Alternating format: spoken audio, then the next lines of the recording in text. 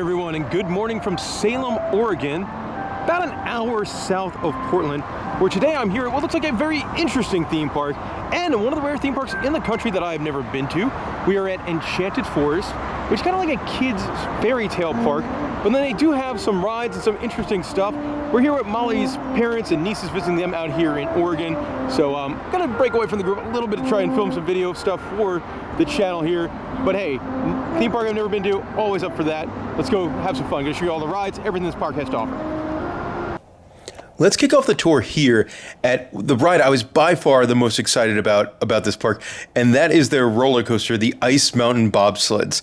Now, kind of looking at it, it definitely looks like that's the Matterhorn if you bought it on Wish. Yeah. But the ride itself, it's actually really fun. You're riding these wacky cars, no restraints, but you're fully enclosed. I guess that's probably so you don't like stick your arm out and hit something. Yeah, the clearance by the trees, very tight. But the ride itself, it's fun. It's longer than you think it would be. They have a Yeti? Or a head of a Yeti type creature on, I think, maybe a rock. Yeah, it was very small. No, but the ride, it's pretty long. It's pretty fun. I will say, if you're going to the Enchanted Forest, I would definitely try and get there at opening and go right to this ride. We walked on right after the park opened. Later on in the day, since it does not fit many people in these cars, the wait was probably around 45 minutes to an hour. Mm-hmm. But as a coaster person, I've never been on one like this. I've seen the pictures. I wanted to ride it for years. It lived up to the hype. I just thought it was better than I thought it was going to be. It was a lot more turns. Like, I did not think that we would actually turn a lot. Yeah. And it did. It was a bobsled. Yeah, it's good times on that ride. So the biggest ride in the park is Big Timber Log Ride. A really good sized log flume ride. It is. It's a long ride. It goes up into the hills and in the woods. It has a little bit of theming. Yeah, that you go up into like a logging kind of camp with some stuff that moves around up there. There's a big roller coaster trial drop where you go down and you come back up. So if you do count your roller coasters, this is on the roller coaster database listed as a roller coaster. And there is a big drop, of course, at the end. I think this is the biggest scale ride of the park. Really nice log flume. You do get set. So Aunt Molly here is showing off just how wet you get on the log ride. It was one of the wettest log rides I've ever seen in my entire life. I'm completely soaked. It's also like 60 degrees today. This is not my best idea. Or decisions were made. Challenge of Mondor is the park's shooting dark ride, and it's I would say one thing that's very unique about this one is that it's much more technologically advanced than anything else you'll find at the Enchanted Forest. It's a trackless interactive dark ride. There'll be some limited animatronics in there. The cars will turn 360. Pretty fun. If you're going with little kids, we were with 7-year-olds. They didn't get scared on this one either. No, they didn't. She was a little intimidated by the darkness, but once she learned how to work her gun, she worked very well. Yeah, and you shoot all sorts of weird things too, like sea monsters and dragons and weird bat creatures. And as he said, there's some animatronics and talking. I don't know the plot point of this ride, though. No, I don't know who Mondor is or what the challenge was, but I had a good time. I think defeating dragons? I don't know. I thought when looking at it, I read it as Mordor, and I thought it was going to be like a Lord of the Rings knockoff ride. Oh, that would have been great. Yeah, that was not the case. It was just weird. But good ride. Don't miss this one. On the edge of the western town, you'll find the Haunted House. Look at that. It might be a little scary. Well, the Haunted House is definitely an experience. Again, like a lot of the stuff here, it's super unique. It's not really like if you think of it like it's going to be like a Halloween Horror Nights or something like that. That is not the case. No one pops out. No, it's like a very classic spooky house. It is very dark in some of those areas, though. It is very, very dark. But you walk into different rooms and you look at different scenes. I was actually surprised. A lot of animatronics in there. Yeah, I love the ending. There's endings where like skeletons are singing goodbye to you. Yeah, I love it. Other sort of effects as well. As a big fan of themed entertainment, I really enjoyed this. And it feels very, very classic dark ride-esque, except you're walking through it. Mm-hmm. So, man, this one exceeded expectations. Hello there. I am the head of this household. You'll have to excuse my condition, but as you can see, I don't have anybody. In the back right corner of the park, there are a collection of kids' rides. And the kids' rides are all 3 tickets each. The little Ferris wheel, a frog hopper. There's also like a little kids' train ride that looks very cute. And then there is bumper cars in the back. Look at how cute the train is. Oh my goodness. There's a chicken on the top, a little village you go around. That is just adorable. In the kids' ride section, there is also the world famous kiddie bumper boats. Very popular with the little ones. Okay. There's a cute small carousel for the kids. Part of it is done up like a very, very charming European village. I think this is like my favorite level of theming here in the park. There's an area with a live music show.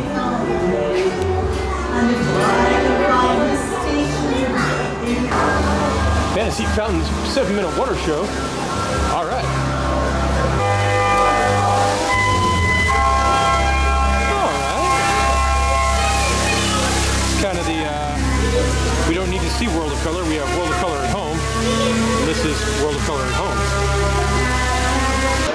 In the little European village area, these windows open, and there's animatronics that pop out of them. See, there goes one now.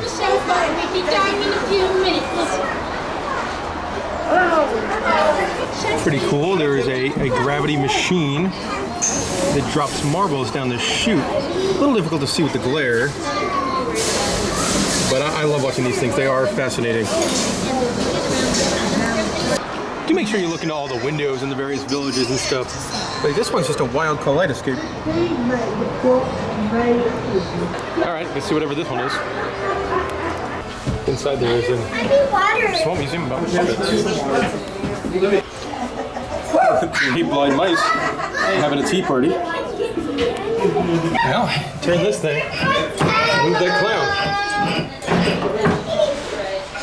Cool, there's a big like model railroad. There's buttons. I don't think I see it functioning at the moment. But I imagine these buttons are supposed to do something.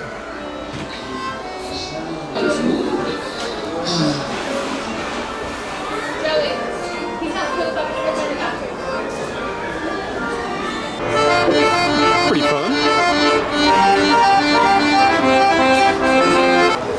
Oh man, looks like animatronics in here. What a time they had in there. When the flowers of birds began to sing such a sweet song. So many more birds have popped up. Take it away.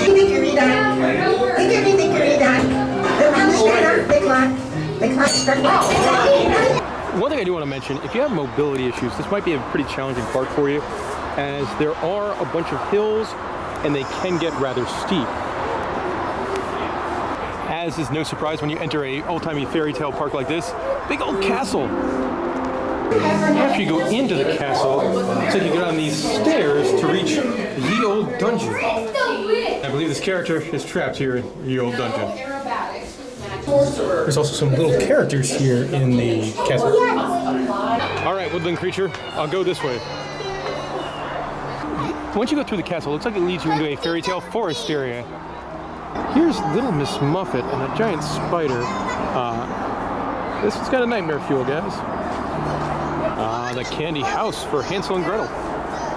Made inside Hansel and Gretel's house, there's some minimal movement. The witch here, I believe, only moves her right wrist. Yep, that's... Alright. Mary Had a Little Lamb. As Molly pointed out, unfortunately, these mushrooms don't sing at all. Kudos to them for having a trash can with a stump. Looks like you can crawl through the Alison Wonderland rabbit hole, and you go all the way that way. Side. And this is a case of, guys, there's no chance I'm doing this, as I destroy my knees and back, and possibly other things. I think the nieces are enjoying it.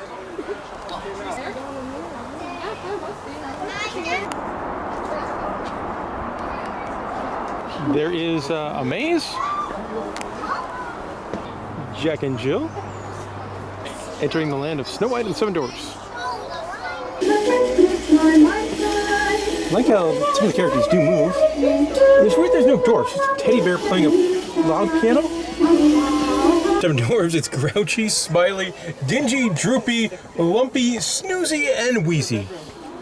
They're not in here, just a bit of a raccoon problem. The next thing up is the Seven Dwarfs Mines. I hope Lumpy's here. As you might expect, there's some glowing gems in the mine. The dwarfs must be having a good day. A very pretty cave in here with a waterfall and everything. I like the music as well. The mine is really neat. Waterfalls on both sides. When we found the Seven Dwarfs, one can only assume that one is wheezy as he's smoking a pipe. Gonna go ahead and assume this is droopy as he is very sad. I think the most common imagery with this park is this thing here, the Witch's Mouth, which I think is a slide.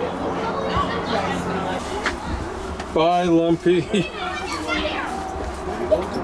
There's our cabin. Somebody.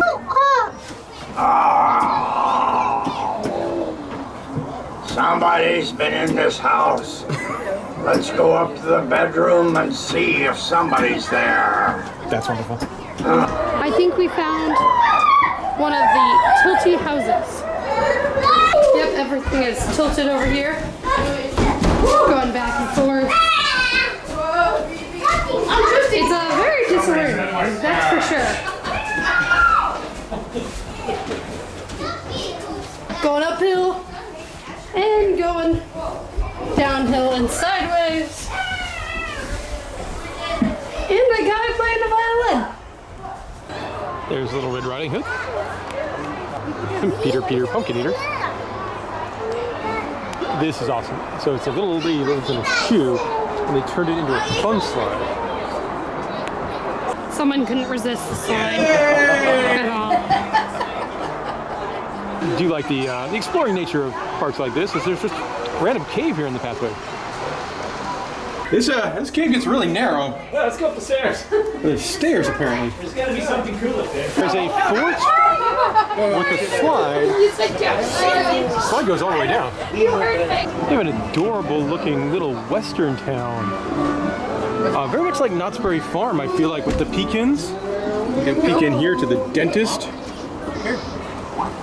For 50 cents, you can play the shooting arcade. You got everything from a bear to an outhouse. Another thing you can play here for a couple of quarters, remote-controlled boats.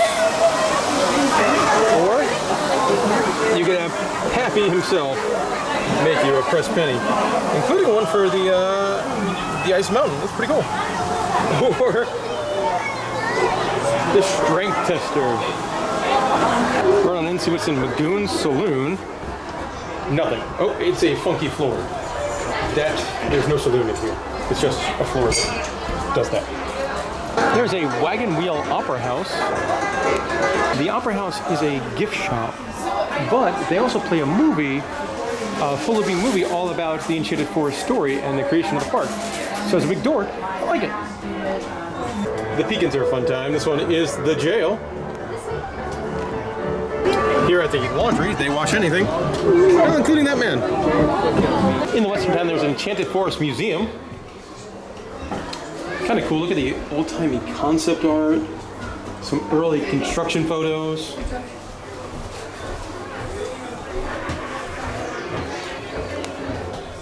Look at the original Ice Mountain bobsled before it got the coverings on top. And then, oh, I guess you get to shoot this man? It doesn't work, but that's not what I was expecting to see in the museum. Some more cool stuff here. Like a model of a haunted house, concept art, and some old souvenirs. There are some shows that they put on a couple times a day. One of them is The Emperor's New Clothes.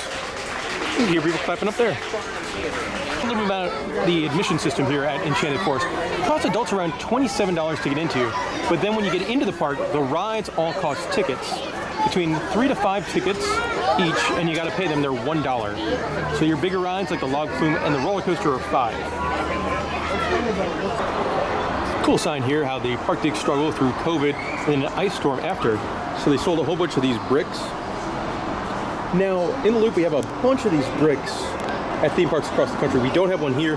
They were a little bit more expensive at this park than most. I think they were around $250 or so.